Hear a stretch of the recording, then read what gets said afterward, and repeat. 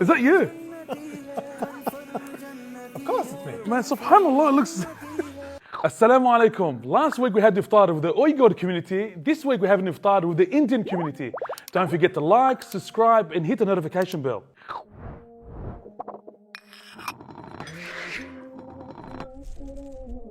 For us, assalamu alaikum. Walaikum salam, Steve. How Good are to you? have you. Thank you. Great to be here.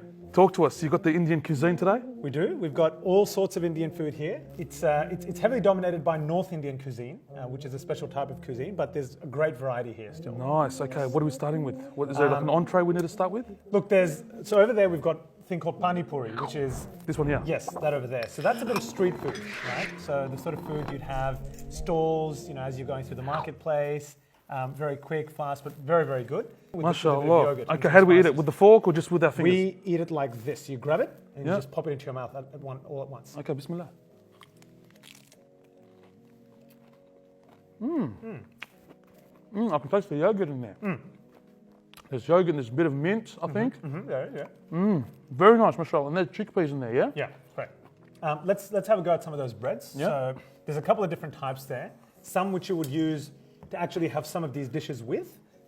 So, a bit of curry with bread, but some of them are actually meant to be eaten on their own. So I think this one is what we call, keema paratha, which is basically minced bread, right? What's it called? Minced bread. Keema Keema? paratha. Paratha. it. We're having keema paratha. Keema paratha, that's Shall I it. say well? Bismillah.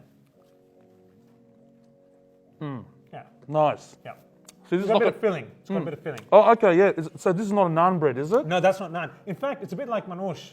There's mincemeat. I can taste mincemeat in there. that's Like we got something that's called lahm b'ajin. That's Very it. similar to this. Similar equivalent, yeah. That's right. So I think this one here is, grab it. So this is aloo paratha, which is potato bread. So there's potato filling inside. Oh, right? nice. So you might Okay. want to try a bit of that. Do you want to have some? Why not? Just a little bit. So it's got So this has got the potato in there. potato in there. That's right. Oh yeah, I can taste it. Yeah. So, Okay. yeah. So another breakfast type dish in the morning with your tea or whatever. So you mentioned North India. Yeah. North, yeah. So there's different cuisines in North and South. Yeah, definitely. Oh, huge. It's like a different countries. Yeah. Subhanallah, what Yeah, the absolutely. spice change and the whole food changes? Well, let's put it this way. You've got to know a bit of history to appreciate Indian cuisine, right? So North India, which is heavily populated by Muslims, was historically where the power of the Muslims was, right? So SubhanAllah. you talk about the Mughal Empire, the Mughal Sultanate, which ruled India for 300-400 years. That's where the Muslims ruled from. And so a lot of this cuisine is coming from that tradition. But is it influenced by like a Middle Eastern sort No, of? so this is where it gets interesting. So it's influenced by the people who were the origins of the Mughals, which is the Central Asian Muslims. So the Mughal Empire was founded by Babur, which... I didn't know that. So he came from Central Asia, so Uzbekistan essentially, No, right? no. Modern day. So Uzbekistan, Afghanistan, that area, a lot of their culinary traditions came into northern India as a result. And they've been passed down over the last 600-700 years through the Mughal tradition and now the northern Indian Muslim MashaAllah. tradition. Okay. So why don't we attack a little bit of... Let's go for the butter chicken. All right, let's go for the butter chicken. It's traditional butter chicken. This is North. This is North, but let me tell you something, right? Yeah. Butter chicken, there is actually no butter chicken in our traditional dish as such. This is a very... Westernized. This is a very westernized dish, right? I get it. So this is like if someone invented a burger and said this is like, because it's got a little bit of spices, it's an Indian dish. That's the equivalent. So there is no traditional butter chicken as such. It's like come together with different things over time because Western people really like this sort of stuff. And it's easy on But can you go into India and ask for a butter chicken? Is there in such some thing? places. Some places they'll look at you like, what are you talking about? What's butter chicken? That's yours, my brother. Thank you. Bismillah. Let's do this. I can't wait to dig in because I'm really hungry. This is iftar, remember? So, Bismillah. Bismillah. Oh, yeah. No. That's nice. It is. Oh, wow. Yeah. Good invention. Very nice. Now I know why it's liked and adopted here in the West as well.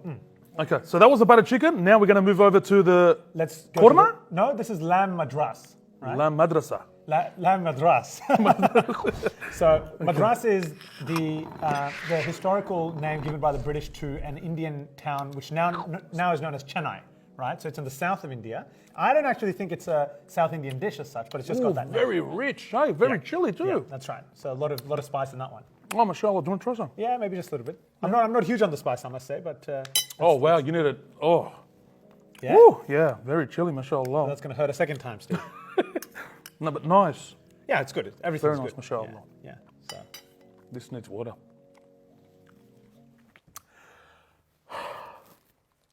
It's chilly. So this is got karai. God karai. Got karai, not bad. Not Nice. bad. Good. I like pronunciation. You're catching on. It's the tongue. It is. It is. You don't have a stiff upper lip. Which is good, mashallah. That's good. Excellent. Very similar to this, Yeah, not dissimilar. but not as chilly. No, no shit. What's this one there? This is the beef vindaloo. Vindaloo. So it's pronounced vindaloo in the West, but that's not the right pronunciation. Can I just stop here for a sec? Yeah. Man, I'm looking at you for the last couple of minutes. I know you from somewhere. Are you that nasheed artist? What are you laughing? Yeah, I released my first nasheed last week, actually. Did you really? Yeah, it went viral on the internet. If you don't know what we're talking about, watch this.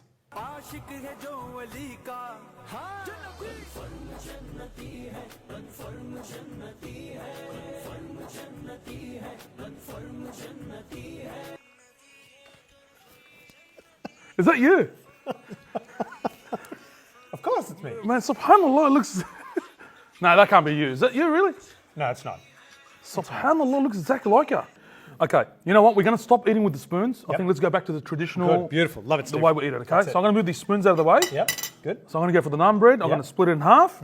That's for you. I did have some, but that's fine. Okay. Yep, cool. Let's go for this. All right, let's try a bit of that. All right. Beef vindaloo. No, that's nice. Good. It is. I can have this. This is like a butter chicken. Yeah.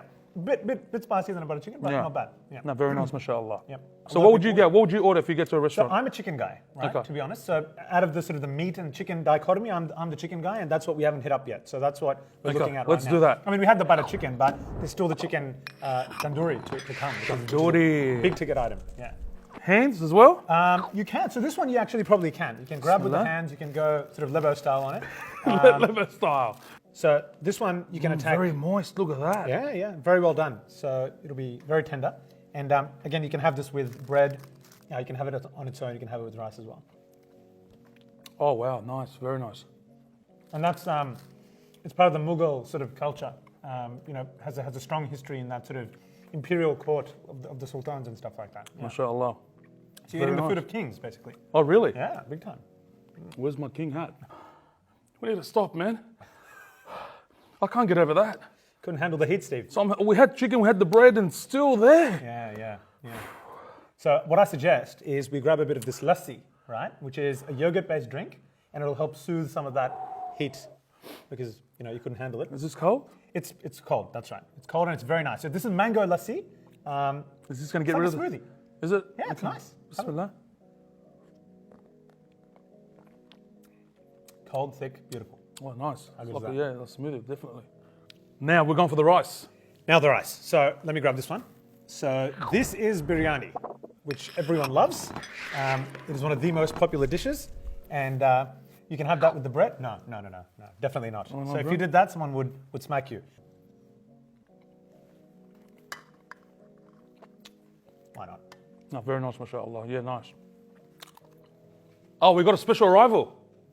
Oh, beautiful. Thank Well, you. Wow. Just in time. So I was wondering where this was. Now this is one of the most famous sweet dishes there is, right? So this is called the jalebi. Jalebi. Jalebi. So have a crack at that. Oh, wow. That's very popular. So it's very popular at iftar time and for breakfast. It's a huge Breakfast? Yes. Oh, my yes. God. Yeah, very sweet. But that's like if you're having your brownie for breakfast or something. How beautiful is this for us? Jazakumullahu khairan. This was absolutely beautiful. I learned a lot about you. Oh, yeah. And obviously your country as well. Thank you very much. No worries, thank you, bro. Let's go a bit more personal. Let's talk about the Muslim condition in India. Yep. What's happening over there? Tell us.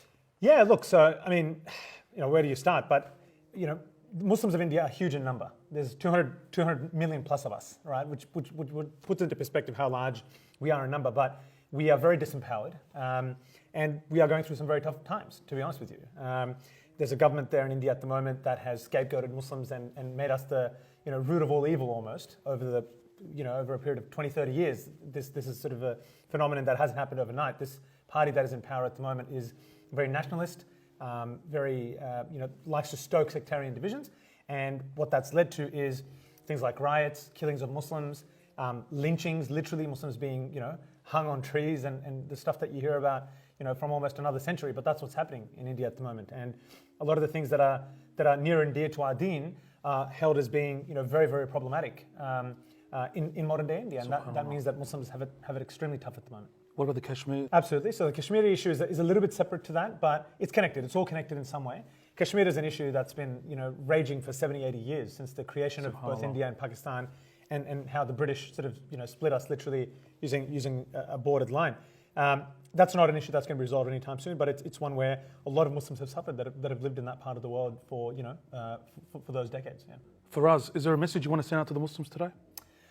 Yeah, look, I mean, the situation of Muslims in India is tough, and I think it's a great time to be able to send a message to our brothers and sisters in India and that part of the world generally, that us Muslims living in other parts of the world, in the West, us here in Australia on this show, we haven't forgotten about your struggles. You are very, very much in our thoughts, in our prayers this Ramadan, and we ask Allah subhanahu wa ta'ala to make your situation easy, to make the situation of Muslims easy all over the world, and to free us from the biting oppression that we see in many parts of the world, including in India. I think it's the month of dua, and we ask Allah to lift the burdens that Muslims face all over the world in this month.